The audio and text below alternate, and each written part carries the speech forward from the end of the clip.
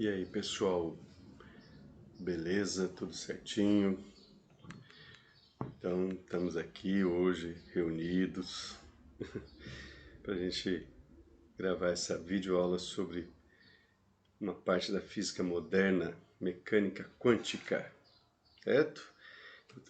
Vou gravar essa mecânica quântica em 2 vídeos, depois eu vou estar enviando para todos, certo?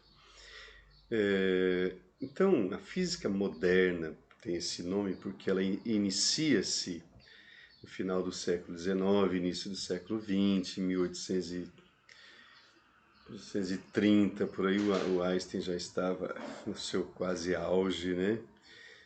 Aí, em 1905, ele ganha o seu primeiro prêmio Nobel com efeito fotoelétrico, que tem a ver com a matéria que a gente vai ver hoje, certo? Então, surgia naquela época duas físicas, vamos dizer assim.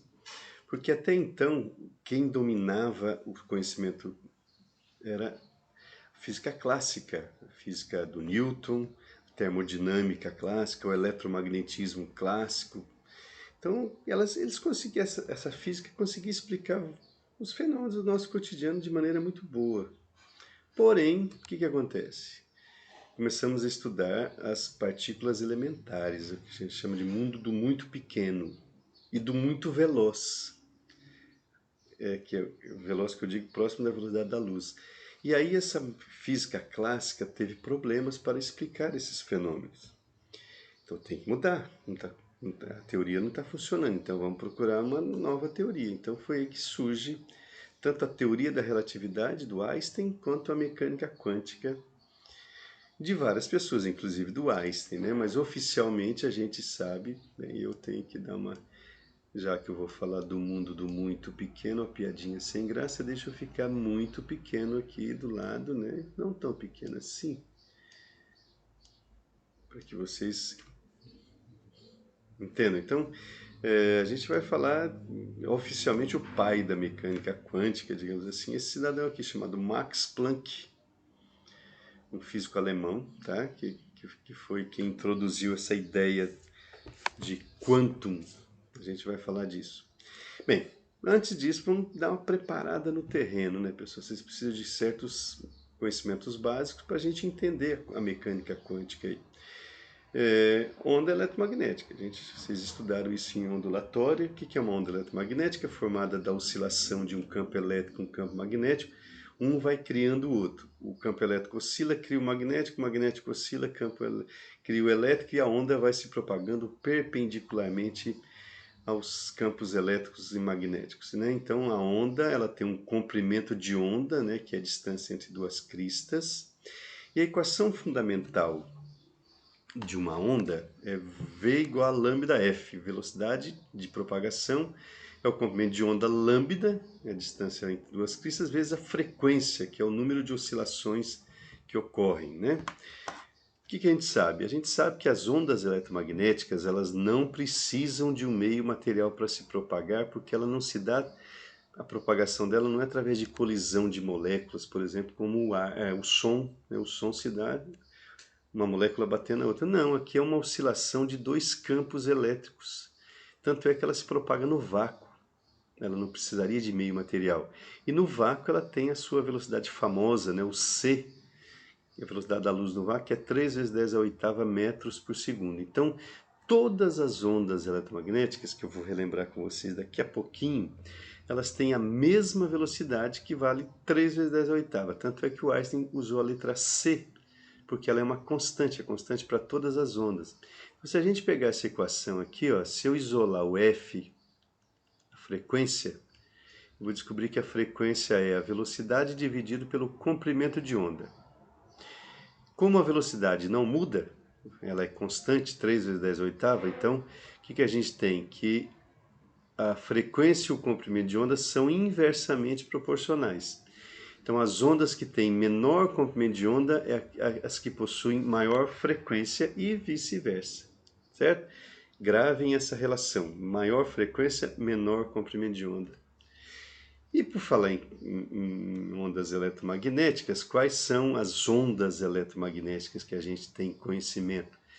Isso é conhecido como espectro eletromagnético. São as ondas que vão...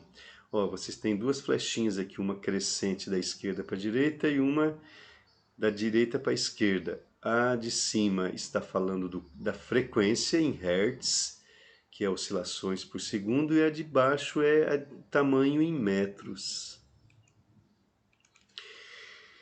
Então, ó, a frequência começa, ondas de rádio é de menor frequência.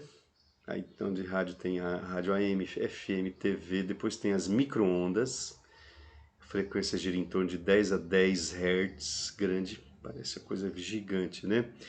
Depois tem o infravermelho, esse quadradinho que foi aberto aqui, que é chamada luz visível, é a parte que o olho humano enxerga, que vai do vermelho ao violeta, aquelas 7 cores, vermelho, laranjado, amarelo, verde, azul, anil, violeta, né? Depois do violeta, ó, vai aumentando a frequência. O vermelho é que tem menor frequência, o violeta é que tem maior frequência, 7,5 vezes 10 a 14. Parece o ultravioleta, raio-x e raio gama, faltou o gama aqui. Raio-x, raio gama e ultravioleta são chamadas radiações ionizantes, pessoal. Elas têm uma frequência tão grande, elas carregam uma energia tão grande que elas ionizam os átomos por onde elas passam, elas tiram elétrons, certo? Então de átomo vira íon. E notem que quando o comprimento de onda aumenta, quando a frequência aumenta, o comprimento de onda vai diminuindo, ó. O raio-x tem a maior frequência, aí 10 elevado a 18 a 20, olha o tamanho, 10 a menos 12, 0,1101, então é muito pequenininha, tanto é que passa por dentro de um monte de coisa aí, né? Raio-x, a gente tira raio-x do corpo humano, então ela vai passando pela pele, só não passa pelos ossos, né? Certo? Muito bem, então tudo isso é revisãozinha. Outra coisa que a gente tem que relembrar, que vocês estudaram na termodinâmica, é a radiação térmica. Como diz, o nome está ligado à temperatura, né? Um corpo emite radiação eletromagnética. Você, ser humano, está emitindo nesse momento radiação eletromagnética, só que é invisível porque nós emitimos na faixa do infravermelho. Seria essa frequência aqui em torno de 12 a 14 Hz aqui, ó. A faixa do infravermelho, que vem antes do vermelho, por isso que chama infravermelho, certo? A gente está emitindo calor, pessoal. A minha temperatura é 36, o ar está a 20, eu estou jogando calor para o ambiente. Então essa é chamada radiação, emissão de energia para o ambiente, radiação térmica, tá? Que está ligado à temperatura. Então eu emito infravermelho porque minha temperatura é baixa. Por exemplo, quando você aquece um metal, você percebe que daqui a pouquinho ele vai ficando avermelhado, alaranjado, amarelo. Por que que vai mudando de cor? Porque essa emissão está ligada à sua temperatura. Quanto maior a temperatura, mais energia ele tem, ele emite frequências maiores. Vou voltar lá de novo, ó. Vai aumentando a frequência, o vermelho, alaranjado, amarelo. O vermelho é 4,3, o violeta é 7,5. Então, dependendo da cor que você vê o corpo, ele pode estar emitindo muita energia ou pouca energia. É assim que as pessoas sabem, por exemplo, a temperatura de uma estrela, do que ela é feita, exatamente pelas cores que elas emitem. Aí existe um cálculo, né, astronômico, que pela cor que ela emite, a gente sabe do que ela é feita e qual a temperatura que ela está. Então está ligada à radiação, emissão de radiação energética aí, tá? Outra definição que também usaremos bastante aqui é a definição de corpo negro. Eu ainda não comecei a falar de mecânica quântica, estou definindo coisas importantes aqui no nosso estudo.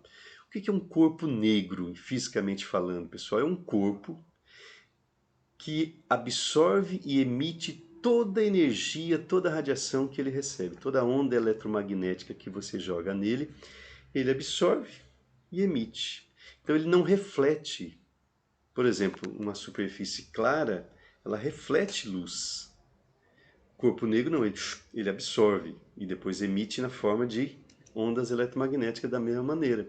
Então ele é um emissor e um absorvedor e emissor ideal. Tudo que ele absorve, ele emite. Então, ele não reflete nada, certo? Então, você tem uma cavidade aqui, ó, escura, né? Por isso que é chamado corpo negro. Ele vai absorver tudo e depois ele vai emitir toda a radiação que ele recebe. E aí surge, né, a lei de Stefan Boltzmann, que ainda estamos no mundo clássico aqui, tá? Estamos falando de física clássica. Ele calculou a intensidade de emissão do corpo negro, ou de absorção e de emissão. Essa intensidade, ela é função da temperatura, e se T é temperatura, é dado por sigma que multiplica T a quarta. Esse sigma é chamada constante de Stefan Boltzmann, que vale 5,67 vezes 10 a menos 8 watts por metro quadrado por Kelvin a quarta. Ó, então ela a intensidade de emissão energética é proporcional à temperatura à quarta potência. Então ela depende da temperatura, aquilo que eu falei para vocês.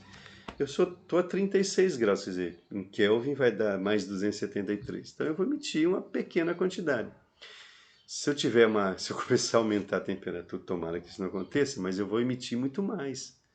Certo? Lógico, eu estou falando de corpos metálicos, gases, o corpo humano não vai fazer isso nunca, tá? Então esse gráfico mostra exatamente como é que seria, né? Ó, vai aumentando a temperatura, ela vai se tornando, ela vai aumentando drasticamente a intensidade de emissão energética. Para baixas temperaturas está próximo de zero, 400 já é grande, 600 é maior ainda, 800 lá em cima, 1000 está lá em cima, porque é proporcional à temperatura elevada à quarta potência, certo? Então, é assim que se calcula a intensidade de emissão térmica de um corpo que é aquecido, por exemplo, um metal, alguma coisa desse tipo. Aí começa a surgir, aí começa propriamente a mecânica quântica. Por quê? Ela surge, pessoal, porque a clássica não responde certas coisas. Por exemplo, o funcionamento do corpo negro. A lei de Rayleigh-Jeans, que explicava a emissão térmica de um corpo negro, ela explicava para certas temperaturas. Quando a temperatura subia muito, que o corpo começava a emitir cores vermelho, laranjada, até chegando ali na faixa do violeta, ultravioleta, o resultado experimental, o pessoal ia lá no laboratório, testava e achava os resultados experimentais. E a teoria, a lei de Rayleigh-Jeans, elas não combinavam. O resultado experimental era essa curva preta em cheia que vocês estão vendo aí.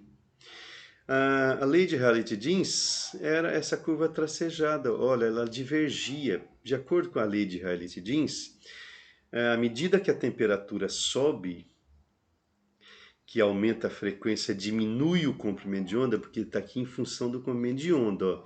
Notem que o comprimento de onda está diminuindo para a esquerda, isso quer dizer que a frequência está aumentando. Lembra que eu falei para lembrar de comprimento de onda e frequência são inversamente proporcionais para as ondas eletromagnéticas?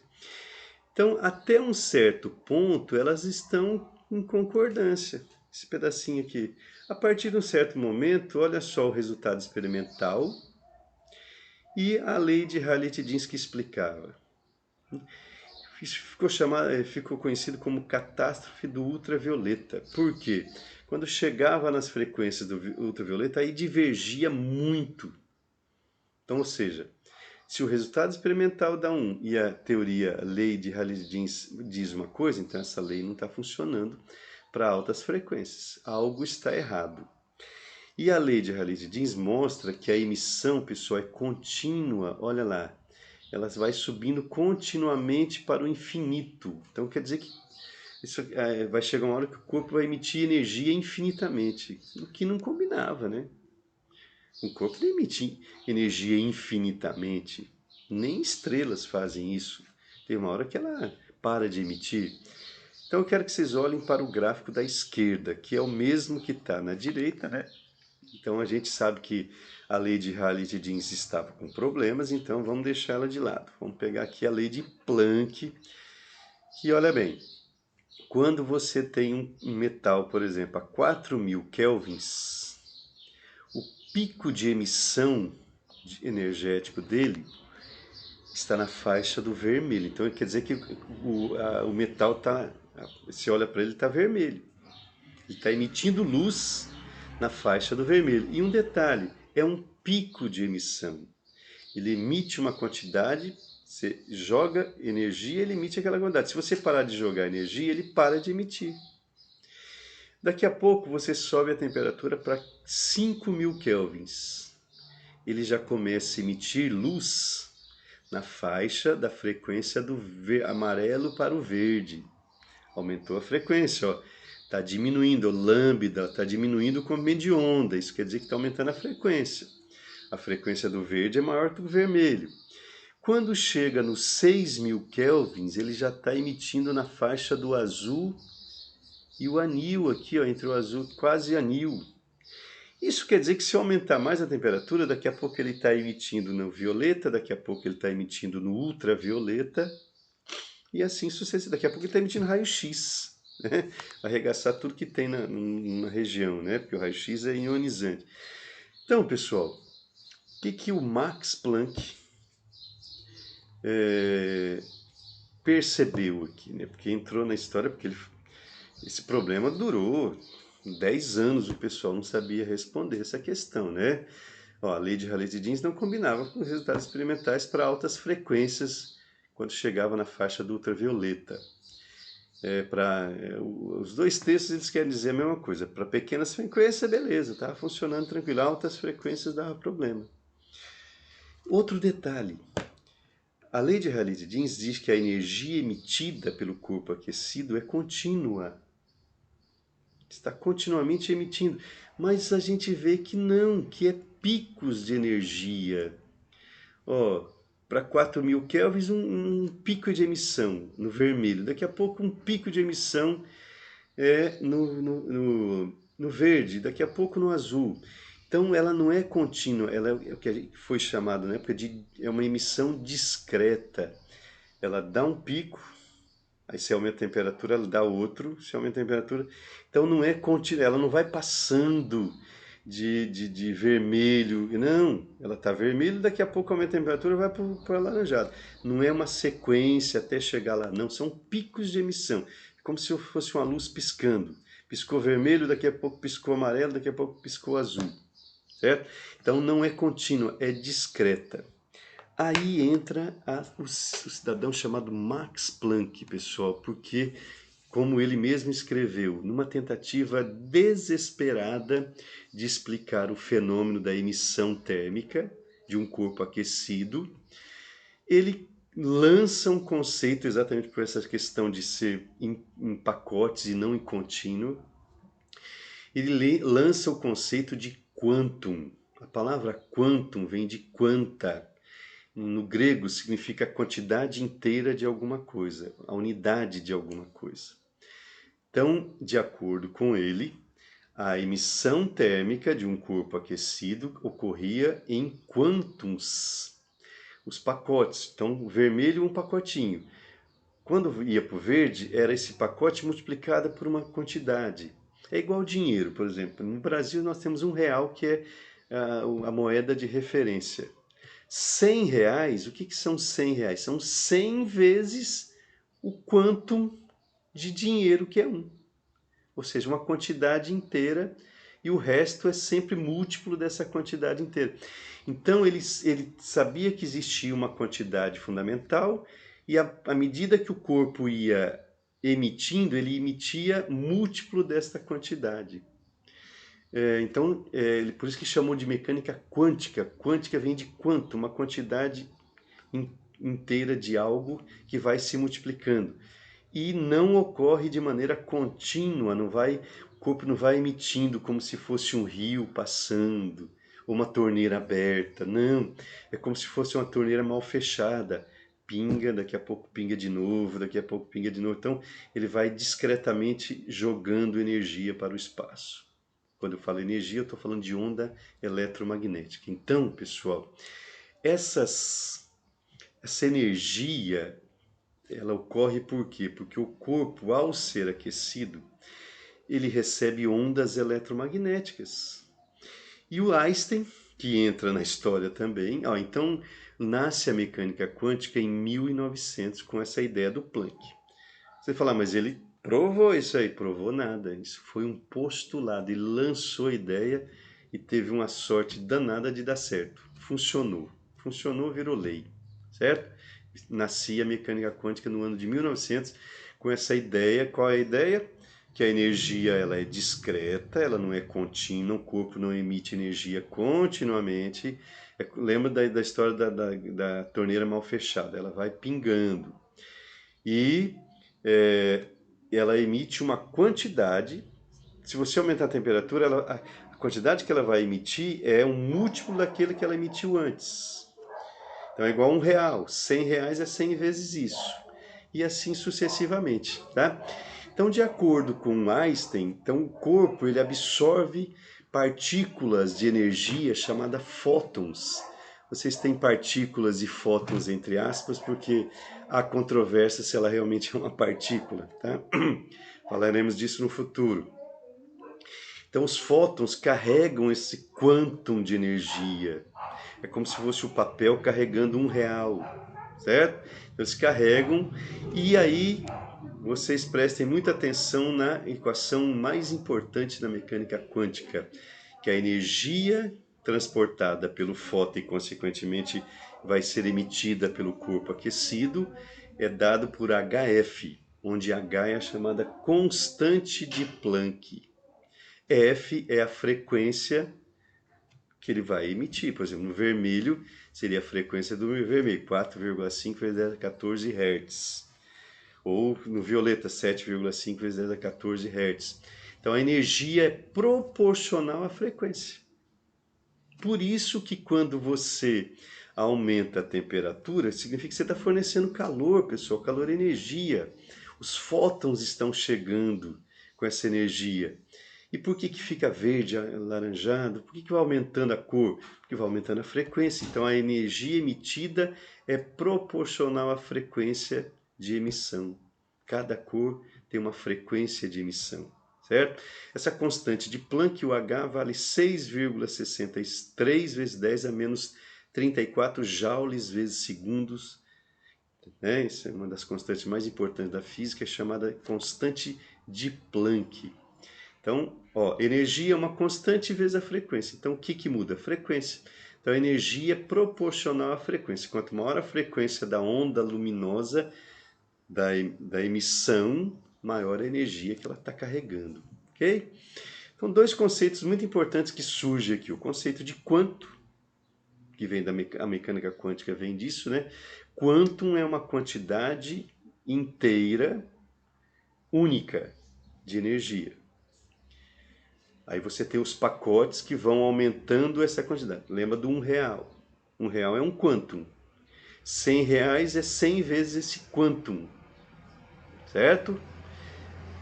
Outro conceito fundamental, o conceito de fóton. Fóton é o elemento que transporta essa energia através das ondas eletromagnéticas. Então, as ondas eletromagnéticas, elas transportam, elas vão emitindo fótons para o espaço, que são chamadas partículas de luz.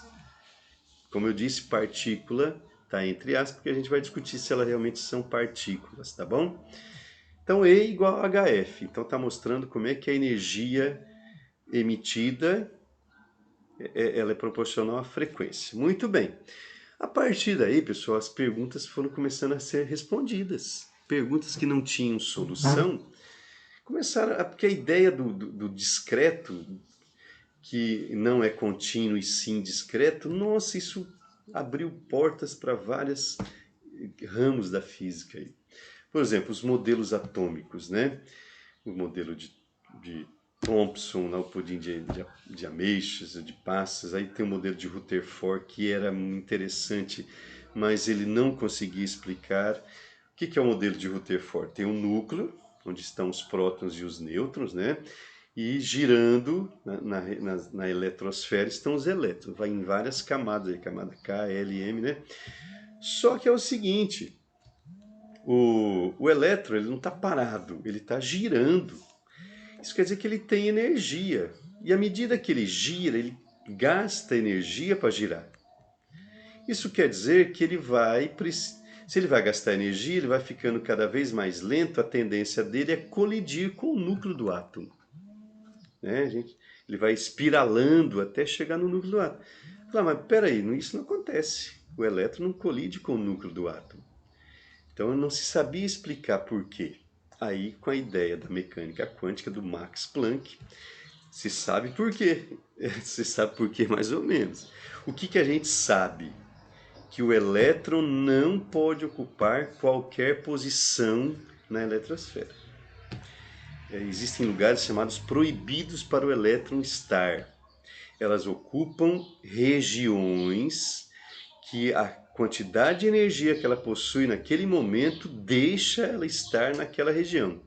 E um detalhe, ela não vai passar de uma região não proibida para outra não proibida continuamente. Ela salta, é uma coisa instantânea. Se ela está numa região da eletrosfera próximo do núcleo, se ela ganha energia, ela é o famoso salto quântico. Mas, pessoal, ela não vai devagarzinho subindo, igual a gente vê uma bola subindo quando você joga. Não, ela aparece instantaneamente no outro nível de energia superior. Porque ela ganhou energia para estar naquele nível, naquele momento. Se ela jogar para fora essa energia, ela volta, não vai cair continuamente, ela vai aparecer de novo no estado onde ela estava, certo? Então, o primeiro nível que a gente chama de estado fundamental, é o menor nível energético que ela possui. Quando ela salta para as camadas superiores, como é que ela salta? Ganhando energia. Os fótons, você joga luz no átomo, você esquenta, eles vão ganhar fótons, o fóton traz energia, trazendo energia ele começa a saltar para outros níveis. Esses outros níveis são chamados estados excitados, certo? Olha lá, ao receber fótons, os elétrons adquirem energia e dependendo da quantidade eles saltam para estado superior, Ao perder energia eles retornam. Vamos ver como é que é isso aí? Ó, presta atenção, ó, vai acontecer agora. Tchá! Ele perdeu energia, ele saltou para o inferior, ganhou energia, voltou para o segundo. Vai perder energia lá em cima de novo, vai voltar para o estado fundamental. Tchan! Está no estado fundamental, ganhou energia, saltou para o primeiro estado excitado. E fica, dependendo da quantidade de energia, ele pode saltar para o segundo nível, terceiro nível. Aí eu vou mostrar para vocês um desenho, que eu quero que vocês peguem esse como base. Olha só, o que está acontecendo aqui, ó. Vocês estão vendo cores, né? O primeiro é vermelho, laranjado, amarelo. O que significa isso, pessoal? Que se o elétron está no primeiro estado fundamental e ele ganha uma... Que energia que ele ganha mesmo? HF. Não pode esquecer nunca mais dessa fórmula aqui, tá? Onde F é a frequência e H é a constante de Planck, 6,63 vezes 10 a menos 34. Então ele tá aqui bonitinho, igual estava no anterior lá, né? Tá bonitinho, certo? Primeiro estado fundamental. Aí o fóton jogou energia nele aqui. Só que a energia que ele jogou é suficiente para ele pular para o primeiro estado excitado. Ele, como eu falei para vocês, ele aparece lá, ele não vai andando até chegar lá. A mecânica quântica ela foge completamente do nosso senso comum que a gente aprendeu na mecânica clássica, tá? Aparece, não se move até lá. Por quê? Porque entre esses dois estados é proibido ele estar. O elétron não pode estar em qualquer região, só nos níveis energéticos não proibidos. Então daqui ela salta para lá. Então aqui você veria... Aí o que acontece? Quando ele retorna, ele devolve, porque nada se perde e nada se cria. Para ele ocupar o estado fundamental, só se a energia for aquela do estado fundamental. Como ele ganhou e saltou, para voltar ele tem que devolver, pessoal. Ele joga o fóton fora. Quando ele joga o fóton fora, ele volta. Ele jogou uma frequência, uma energia de uma determinada frequência, de repente é alaranjado. Então a cor que você está vendo aí é quando ele devolve. O fóton está voltando e está indo para o seu olho. Se ele ganhar uma energia maior ainda, Então vamos supor que ele está no estado fundamental, vamos pegar um outro elétron aqui. Aí um fóton energético veio aqui e jogou frequência do verde. Ele vai pular lá, ele vai aparecer lá no estado excitado do verde. Aí ele volta para o estado fundamental, aí ele devolve o fóton verde. Aí você vê verde. Isso é a mesma coisa com azul, com violeta. Então essas cores, notem que as cores, a frequência, ó, violeta é a maior frequência, é o que tem mais energia. Para ele estar no nível do violeta, quando ele devolve, então ele tem que ter ganho energia com frequência do violeta, porque quando ele devolver, o olho humano vai enxergar o violeta. Então isso aqui está mostrando quais são as possibilidades. Então quanto mais energia, mais ele, ao devolver para voltar para o estado fundamental, ele vai mostrando frequências diferentes, cores diferentes, certo? Muito bem. O átomo que a gente vai pegar como referência é o átomo de hidrogênio, que é muito mais simples de estudar e dá um trabalho danado, você imagina os outros. Isso aqui já dá a física quântica só fala do átomo de hidrogênio porque é mais fácil trabalhar. Depois aí a coisa fica feia. Átomo de hidrogênio é aquele que só tem um próton no núcleo e um elétron. Girando, dependendo da energia, ele pode estar em vários níveis, né? Agora vocês já sabem disso, né? Os saltos quânticos. Não é contínuo, ele não vai passando de um, não, ele salta, aparece onde ele pode estar, né? Nas regiões não proibidas, que são os níveis de energia, os estados excitados aí. Então, pessoal, o Niels Bohr, né? Formulador do átomo. Então, só resumindo, o Bohr explicou por que o elétron não colide com o núcleo. Porque para ele estar no estado fundamental, ele precisa daquela energia. Aquela energia mantém ele naquela posição. Por quê? Boa pergunta. Boa pergunta. Por que ele não vai perder energia? Porque ele não perde, porque naquela região ele mantém a sua energia constante. Você joga fóton, ele salta. Ele fica rodando naquela posição. Se ele perde o fóton, ele volta para o estado fundamental. Então, cada região que ele está, ele precisa daquela energia para estar ali. O porquê, eu vou ficar devendo essa resposta, tá? Então tá lá, ele tá, não sei que nível é esse, o estado fundamental, o primeiro excitado, eu não sei qual que é, mas o postulado de Bohr, eu coloquei algumas equações aqui, mais por colocar mesmo, para que vocês saibam que exista, que elas existem, tá? Um elétron só consegue ocupar um nível energético se ocorrer essa igualdade aqui, ó, MVR. MV, vocês vão lembrar da mecânica, isso aqui é quantidade de movimento. Lembra do QMV? Quantidade de movimento vezes o raio. Isso aqui chama momento angular, tá? Esse produto, quantidade de movimento vezes o raio. Mas não precisa nem saber disso. Esse momento angular tem que ser igual a n que multiplica h sobre 2π. Esse h é a constante de Planck. Esse n é qualquer número inteiro, que vai representar os níveis de energia. O n igual a 1 é o estado fundamental, n igual a 2 é o primeiro excitado e assim por diante. Então, pessoal, ele só ocupa um nível energético se essa igualdade for satisfeita. Então, você coloca lá a quantidade de movimento, n igual a 1, h é 6,66 vezes 10 a menos 34, você consegue achar qual é o raio que ele teria naquela posição. E aí aparece também um cidadão chamado de Broglie, com uma hipótese de que a matéria tem comportamento ondulatório. Olha lá, a história do fóton que eu falei para vocês que está entre aspas lá.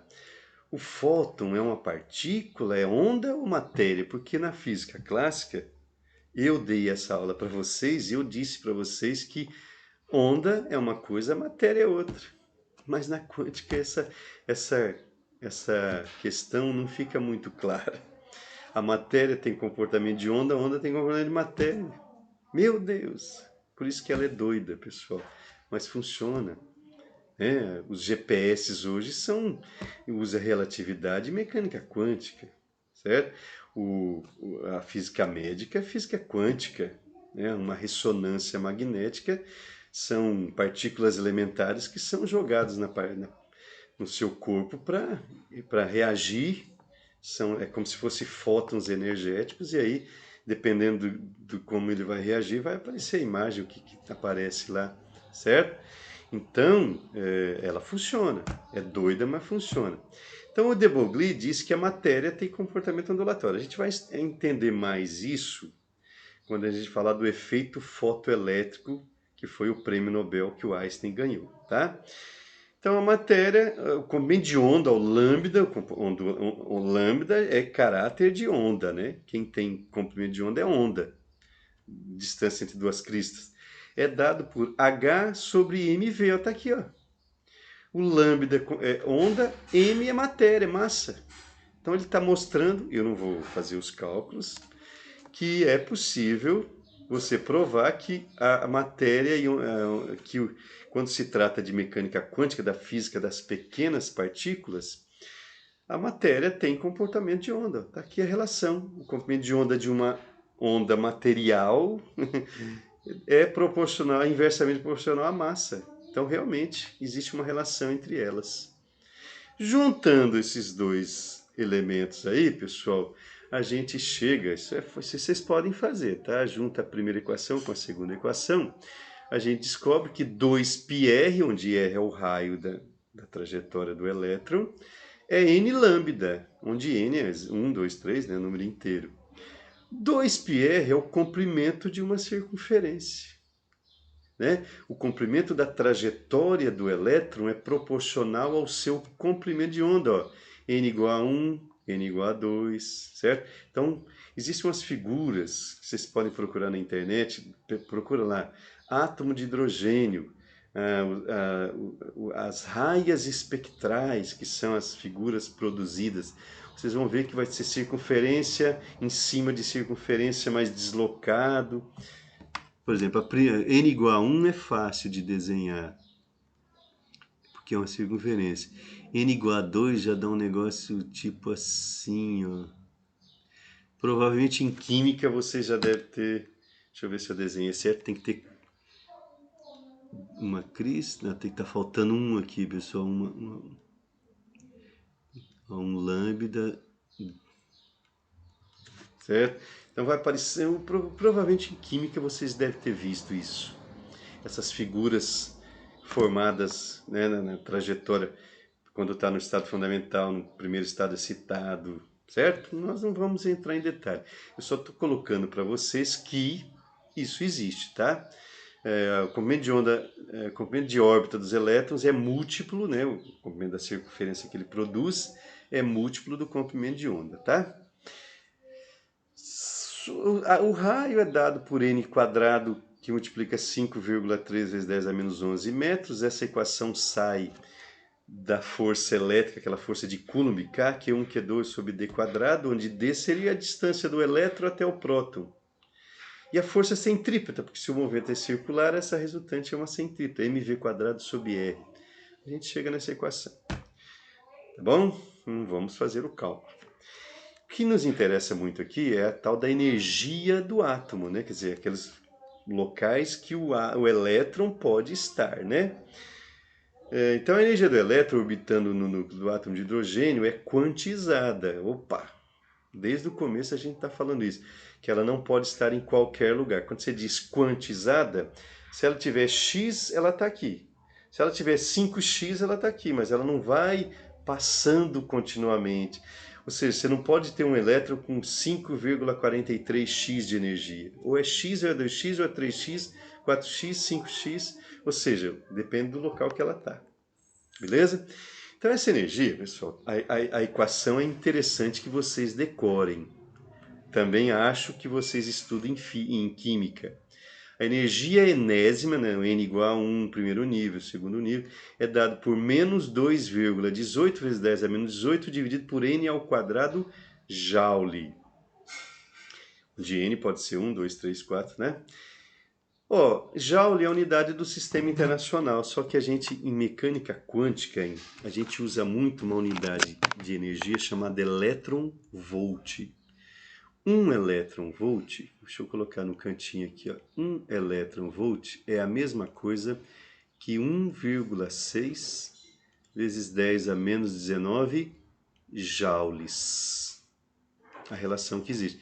Então, se você substituir, fizer uma regra de 3, você vai descobrir que em elétron-volt a energia é menos 13,6 sobre n quadrado, tá? Apesar de estar em joule, que é SI, a gente usa em elétron-volts. Então a gente vai discutir esse valor em elétron-volts aqui. O menos, porque falava, por que tem um sinal negativo? É quanto de energia que você tem que fornecer para zerar e esse elétron se tornar um elétron livre. Então essa energia aqui é a energia que o núcleo está segurando ele. Por exemplo, no primeiro, no N igual a 1, que é o estado fundamental, ele tem uma energia de ligação entre o núcleo e o elétron de 13,6 elétron-volt. Se você fornecer um valor maior que isso, positivo, você tira ele. A energia que você está fornecendo é maior do que a energia de ligação dele. Por isso que ele fica saltando para cima, né? Porque você vai fornecendo energia para ir tirando ele do estado fundamental para o estado excitado, do primeiro para o segundo nível, para o segundo para o terceiro. Então, são as energias necessárias para que ele esteja em cada estado. Olha lá. No segundo estado, ele precisaria, N igual a 2, de 3,4 elétron-volt. Então, você tem que fornecer mais 3,4. No N igual a 3, menos 1,51 e assim vai, até o infinito, teoricamente, né? Lógico que não vai ter nível, uma quantidade infinita de níveis aí, tá? E aí, pessoal, olha lá. Se no estado fundamental ele tem uma energia, no primeiro estado excitado ele tem outra, né? Qual é a diferença entre o E2 e o E1? É o que ele ganhou do fóton. HF. Ele só saltou porque ele ganhou essa energia HF. Então a variação de energia de um estado para o outro é HF. Né? Ó, final menos inicial, a variação de energia, certo? O fóton fornece uma determinada energia para ele saltar. Então uma energia de um estado menos o do outro dá exatamente o HF. Nada se perde, nada se cria. Ok? Muito bem, essa é a primeira parte da mecânica quântica. A segunda parte que eu vou gravar depois, ela vai falar dos fenômenos explicados pela quântica, né? Então, nossa, isso aqui rendeu assim que vocês nem imaginam. A física teve uma evolução violenta, porque a partir do final do século XIX se estudava a física das partículas elementares, mas era difícil, não existia. Aí o Planck vai lá com desespero, falando, não, gente, ó, esse negócio aqui não é contínuo não, por isso que não dá certo. É discreto, é pacote de energia. Cada pacote chama quantum, mecânica quântica. E qual é o pacote? E igual a HF. O pacote é o H, constante vezes a frequência. Então, você tem um pacote X.